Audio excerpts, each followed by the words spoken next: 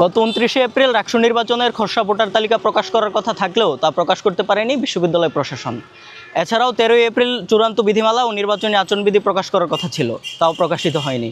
এছাড়া রাকসু ইস্যুতে সকল ছাত্র সংগঠনের অবস্থানও স্পষ্ট নয়। এমন অবস্থায় রাকসু নির্বাচন আদৌ বাস্তবায়ন করা সম্ভব হবে কিনা এ ব্যাপারে অনিশ্চয়তা সৃষ্টি হয়েছে। ছাত্রনেতারা বলছেন দীর্ঘ বিরতির পর নির্বাচন হতে যাচ্ছে, তাই রোডম্যাপের সামান্য হেরফের হলেও জুন মাসের তৃতীয় বা শেষ সপ্তাহে ভোট হওয়ার ব্যাপারে আশাবাদী তারা। এক্ষেত্রে আমরা ভিসি স্যারের সদিচ্ছা দেখেছি, উনি নির্দিষ্ট টাইমলাইন দিয়েছে।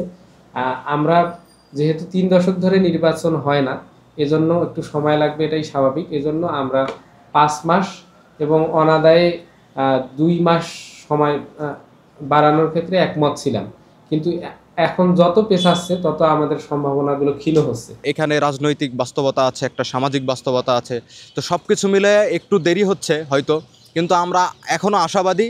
আমরা বিশ্বাস করি বিশ্ববিদ্যালয় প্রশাসন যে রোডম্যাপ দিয়েছে, হয়তো 2-1 দিন এদিক সেদিক হচ্ছে, কিন্তু আমরা বিশ্বাস করি রাকসু ইলেকশন হচ্ছে। এবার আমরা খুবই আশাবাদী যে জুনের তৃতীয় সপ্তাহে হবে, এটা আমরা আশাবাদী আর কি, যদি কোনো প্রকার ঝামেলা কোনো পক্ষ থেকে না আসে।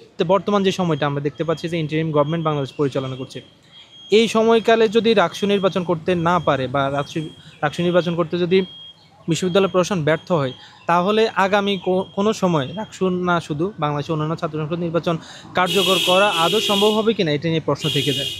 যদিও ভিন্ন সুরে কথা বলছে ছাত্রদল, তাড়াহুড়ো নয় বরং প্রশাসনের স্বচ্ছতা নিশ্চিতের উপর জোর দিচ্ছেন তারা। তো রাকসু নির্বাচনে আমরা আশঙ্কা করছি যে একটি বিশেষ ছাত্র মহল বা কুচক্রী মহলে ফাঁদে আমাদের মাননীয় ভিসি স্যার পা ফেলে এখানে একটা রাকসু অনুষ্ঠিত করবে, যেটা একটি পরিকল্পিত রাকসু নির্বাচন। হ্যাঁ, একটা স্বচ্ছ প্রক্রিয়াতে নির্বাচন অনুষ্ঠিত হলে আমরা সেটাকে স্বাগত জানাবো। এছাড়া আমরা বাংলাদেশ জাতীয়তাবাদী ছাত্রদল রাকসু নির্বাচনে অংশগ্রহণ করব না। আর আমরা ছাত্রদল যদি অংশগ্রহণ না করে, ইনশাআল্লাহ রাজশাহী বিশ্ববিদ্যালয়ের ছাত্র সাধারণ শিক্ষার্থী অবশ্যই সেই নির্বাচন প্রতিহিত করবে।